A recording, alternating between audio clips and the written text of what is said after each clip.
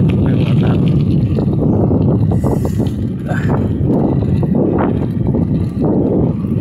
Kaya na mga nakatingin. Kakahiya din pala magganito. Kaya sa una lang yung kailangan sanayin mo sa sarili mo at matutunan kung mawalan ng ano sa isip na iba. Alam ko wala ka namang ginagawa masama, diba?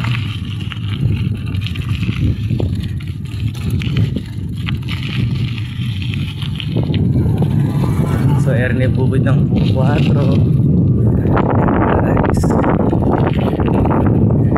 Siguro mga 5 minutong bike pa to. Ando na tayo sa bypass mismo.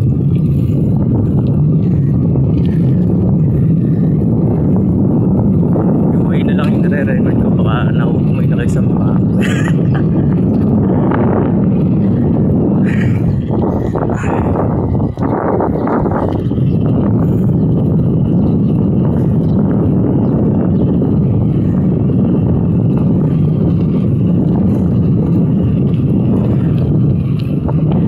what if guys, share ko to sa YouTube.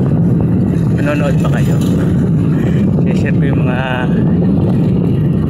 daily ano ko sa pang-araw-araw mga daily na ginagawa.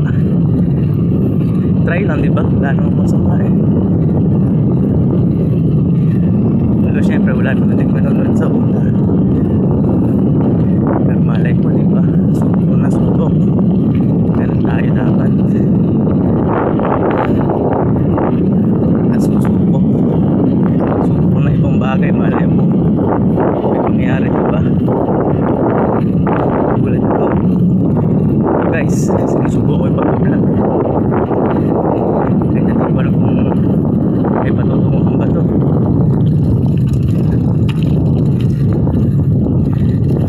Hindi ko naman din na-expect na gagawin ito kasi dati ako yung isa ako sa pinakatahimik na tao kung makikilala nyo. Pero ito, mapunta ko sa ganito na magkukwento, dadadalda. Malay natin, diba? Try lang naman eh. So kayo guys, ganun din. Sumuko lang kayo ng ibang bagay. Kayo matatawa. Huwag kayong mahihiya. Kahit na nakatingin sa inyo sa paligid, kahit pagtawanan man nila kayo. Hanggang ganun lang naman sila eh. Pag pinagtatawa ng kanila, sabihin nakatutok sila sa'yo, wala silang ganap sa buhay nila. Naman dapat masanay ka na rin. Ganun talaga ang tao. Try lang. Yun lang guys.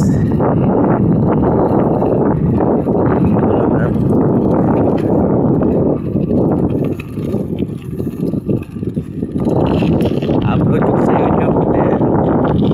Pwede rin kayo mag-comment kung anong pwede kong gawin or i-improve pa para mas maging aaya-aaya yung mag-vlog.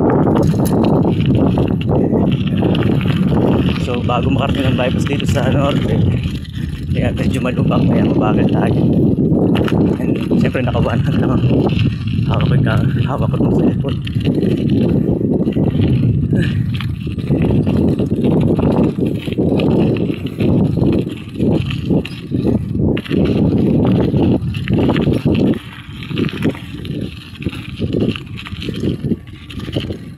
Share nga kayo guys. Ako lang ba yung ano?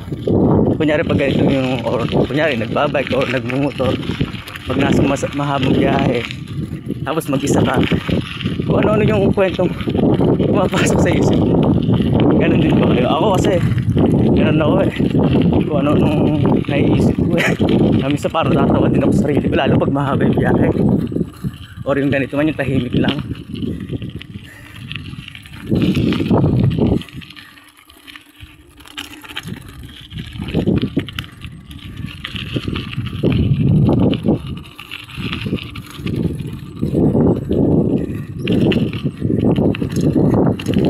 Sigurado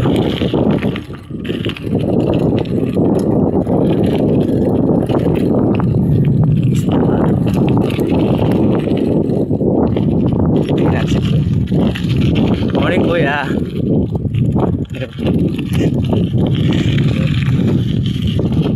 serious type eh. Ganun talaga. Iba-iba ang tao.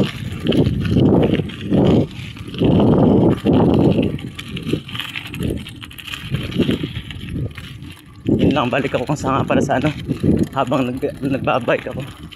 Yun lang, kesa naman yun nga, kagaya ng nasabi ko, kung ano-ano na ako kwento ko, ba't di ko na lang i-share, diba? Malay mo may kapuntahan. Magkasabay pa sa tayo lipatan sa Franco. Guys, malapit na. Bye. Dito tayo sa kanan po. Sa kanan ito sa Cabiao, papuntang sa natin makikita yung para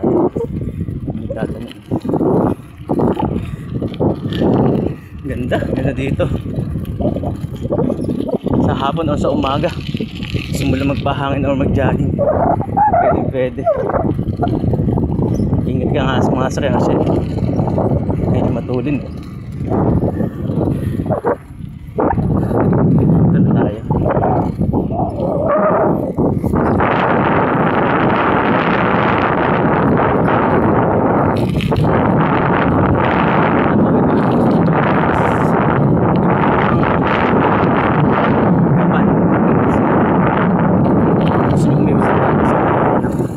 Cabiao, pwede kayong dito dumaan.